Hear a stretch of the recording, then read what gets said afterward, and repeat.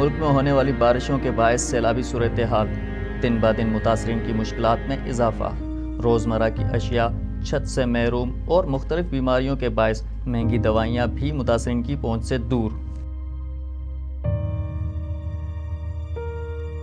ایسے میں فیض foundation international نے اپنے سیلاب متاثرین بھائیوں بہنوں کے ساتھ ہر حال میں کھڑے رہنے اور بے یار و مددگار نہ چھوڑنے کی ٹھان لی۔ Faiz foundation international, Faiz T V network اور فیض عوام کی جانب سے امدادی کیمپ کا آج 5واں روز ہے،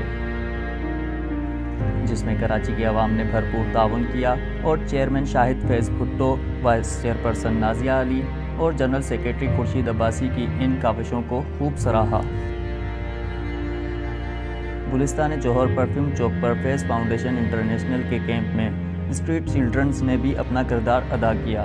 روز کے چند سو کمانے والے بچوں نے سیلاب متاثرین کے لیے امداد دی، جو کہ تمام انسانیت کے لیے ایک بڑی مثال ہے۔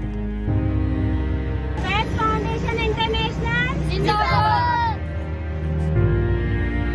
بچوں نے وائس چیئرپرسن نازیہ علی اور جنرل سیکریٹری خورشید عباسی کے ساتھ خوبصورت تصاویر بھی بنائیں۔ چھوٹے چھوٹے بچے ہمارے کیمپ میں موجود ہیں اور اپنے بہن بھائیوں کی مدد کر رہے ہیں۔ میں تو بولوں گی کہ کیونکہ یہ بچے ہیں نا معصوم، اور وہاں پہ بھی ہم جو بچوں کی کنڈیشن دیکھ رہے ہوتے ہیں اسی پر افسوس کر رہے ہوتے ہیں۔ جب ہم نے جا کر ابھی فرسٹ اور سیکنڈ ڈرائیو کی بات کرتے ہیں، اس میں بچوں کی ویٹ کم دیکھے۔ سب سے زیادہ میں نے ایک انٹرویو میں بھی یہی کہا، میں ناظرین سے میں ریکویسٹ کرتی ہوں آپ لوگ کچھ بھی بھیجنا ہے اس میں بچوں کے ڈرائی ملک کا، فیڈرز کا، ان چیزوں کا بڑا خیال رکھیں۔ اب موسم چینج ہو رہا ہے تو لوگوں کو وہاں پر سب سے بڑی بات ہے کہ کراچی میں بھی سندھ میں ڈینگی پھیلا ہوا ہے، گرم کپڑوں کی بھی بہت ضرورت ہے اور آپ جتنی امداد کر سکتے ہیں کریں۔ فیض فاؤنڈیشن انٹرنیشنل کے ذریعے ہم میڈیکل کیمپ بھی جاری کریں گے، وہیں پر لگائیں گے جا کر۔ آپ زیادہ سے زیادہ کنٹریبیوٹ کریں، جتنا کنٹریبیوٹ کر سکتے ہیں فیض فاؤنڈیشن انٹرنیشنل کا سہارا بن سکتے ہیں، ہاتھ مضبوط کر سکتے ہیں۔